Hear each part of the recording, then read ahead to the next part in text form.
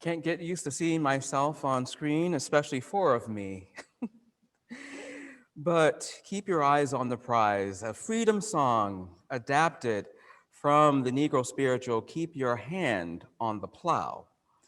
I grew up not singing it at all, I have to be honest about it, but only know the song as the theme song and title for a PBS series that documented the civil rights movement, Eyes on the Prize, which I highly recommend. That was how I was introduced to Thurgood Marshall, Brown versus Board of Education, the lynching of Emmett Till, Rosa Parks and the Montgomery bus boycott, Bayard Rustin and the March on Washington, and the Reverend Martin Luther King Jr. and his dream of a beloved community. According to the King Center, the beloved community is a term that was first coined in the early 1900s by the philosopher theologian Josiah Royce, founder of the Fellowship of Reconciliation. But Reverend Dr. Martin Luther King Jr., a member of that fellowship, popularized the term and provided it with a deeper global meaning. The Reverend Victoria Safford said that the goal of a beloved community is reconciliation, not to destroy your opponent, nor cast them out, but to stay in the struggle till love wins. Again, to stay in the struggle until love wins. You see that it is a vision that all people can share in the abundance of the earth. Poverty, hunger, homelessness will not be tolerated because we, with all of our human decency, would not allow it. Racism and all forms of discrimination, bigotry, and prejudice will be replaced by an all-inclusive spirit of love and humanity. Sounds right. Sounds good. And sounds right, right? A dream, a vision that caused a movement. According to bell hooks, sociologist bell hooks, beloved community is not formed by the eradication of difference, but by its affirmation. Again, not by the eradication of difference, but by its affirmation. By each of us claiming the identities and the cultural legacies that shaped who we are and how we live in the world. Yeah, that's a start.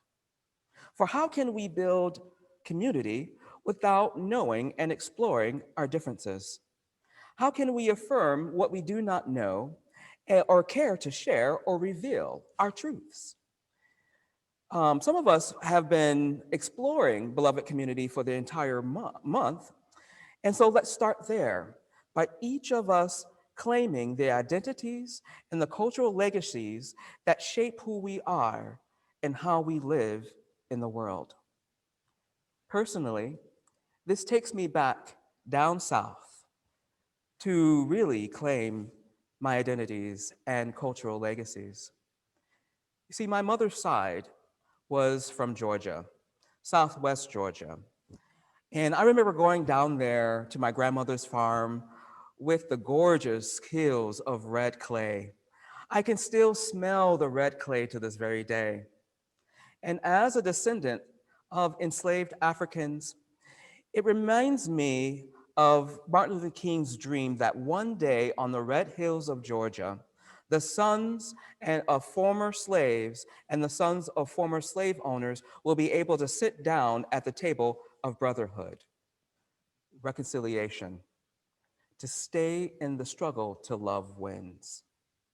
And then not by eradication of difference, but by its affirmation. But when the opposite is the culture, what kind of community is it? Different, not a beloved one. The Red Hills were plagued with the fruits of white supremacy and everything that it yielded. Almost exactly 2 years ago, last month, yeah, we're still in February. So yeah, last month, I ventured into the land of my late mother's family, the backwoods of Southwest Georgia, near the Alabama border, near the home of President Jimmy Carter. No, I didn't pay him a visit, but I heard that he goes to the Dollar General almost every day. but where white supremacy had a long, strange, unchecked career. I was very nervous. I didn't know if I should fear going into the area with unpaved dirt roads and Georgia red clay. Would I know the correct mannerisms to avoid conflict? Would I be passive enough to survive my journey? I've been watching Eyes on the Prize too much, right? So on my way there, I saw Confederate flags waving high, big Confederate flags waving high, and signs, fresh new signs, to join the sons and daughters of the Confederacy and to honor the glorious dead. Fresh new signs. However, when I got to the town, I felt different. I'm a little bit empathic, so I can feel spirits around me and people around me and things of that nature. Maybe that goes back to Africa, I'm not sure. But I felt that the Black population had taken back their power and were empowered and were living in peace with their white neighbors. The stain of slavery was a distant past. And where Martin Luther King's dream of the sons of former slaves and slave owners was more a dream realized than a dream deferred. But I had to cross symbols of white supremacy to get there. We saw them in January invading the Capitol, showing me that as far as we have come, we are far from done. When meeting my family, I heard the stories of how my family struggled over many generations to build the beloved community, many generations. I researched their lives as a genealogist and the community that they were allowed to create. I listened to the stories passed down through the generations, and I claimed the legacies and identities. I have learned from their struggles and their will to make the world a better place for their descendants. We are the manifestation of their dreams. We are the manifestation of their prayers. We are the manifestation of their tears. Through their lives and their experiences, it is clear that building a beloved community also involves justice and accountability. Building the beloved community also involves conflict and not avoidance and just simply moving past. And also that it is urgent. So building beloved community comes not without justice and accountability.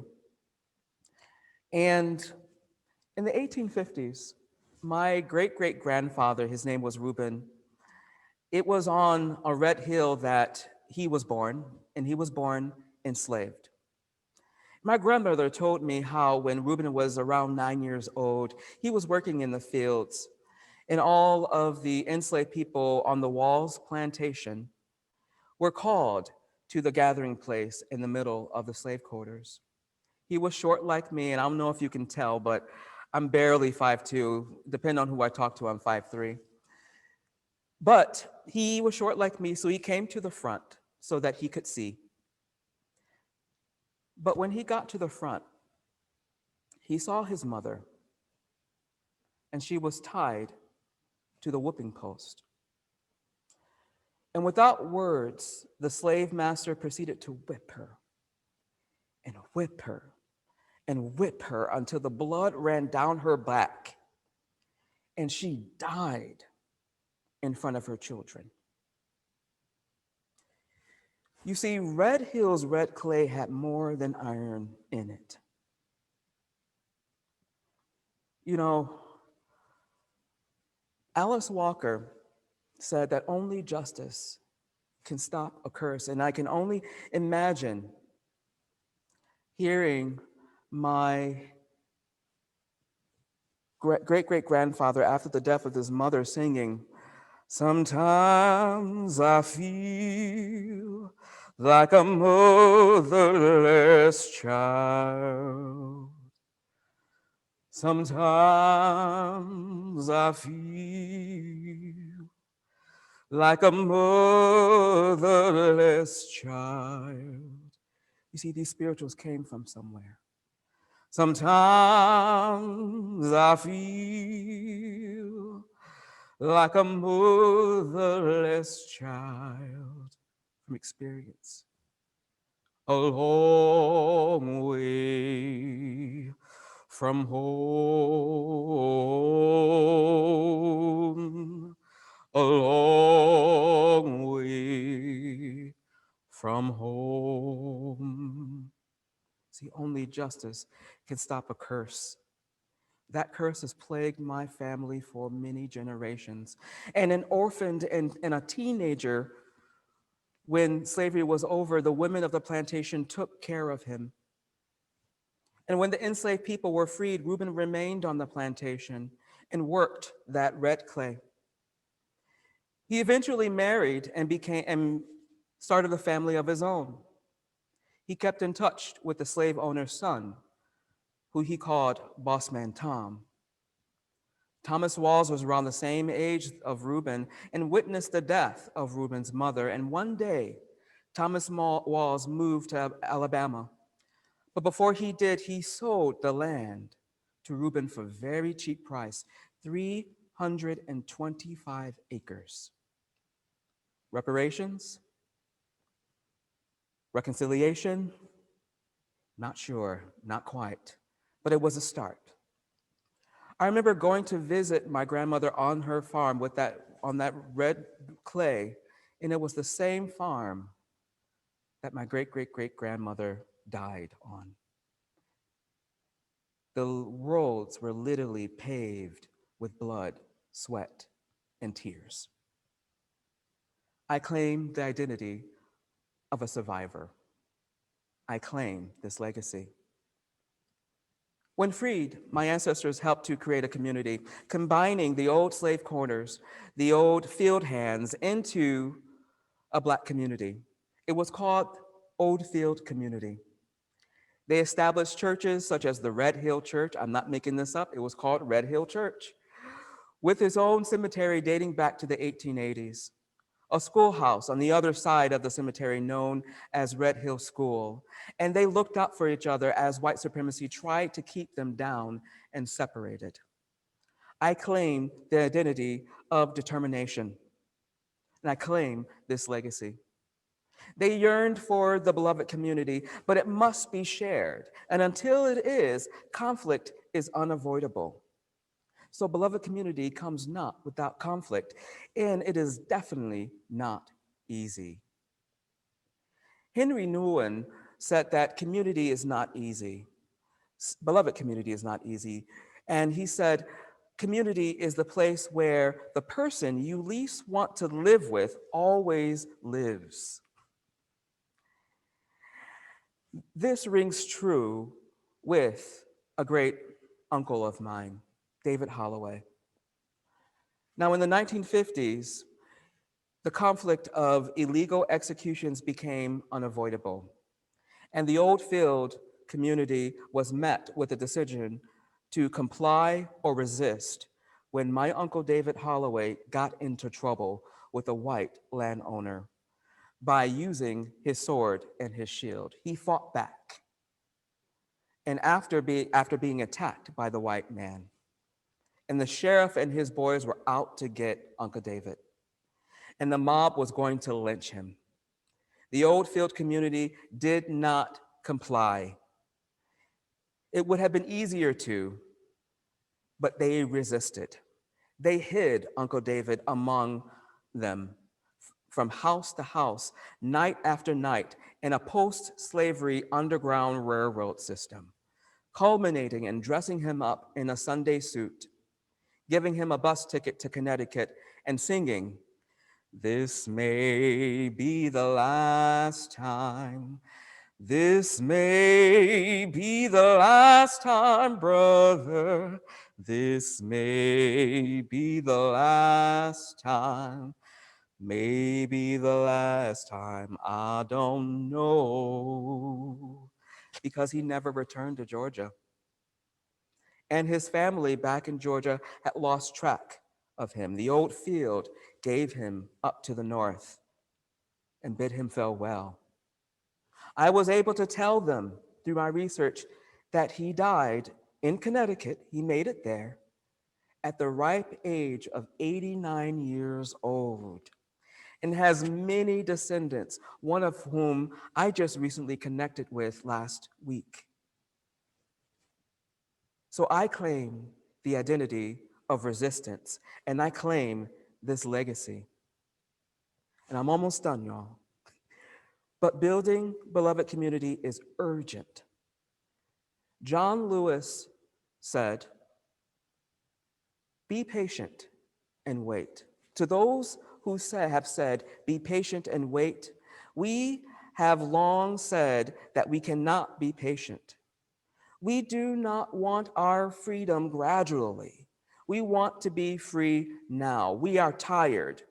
We are tired of being beaten by policemen. We are tired of seeing our people locked up in jail over and over again. And then you holler, "Be patient."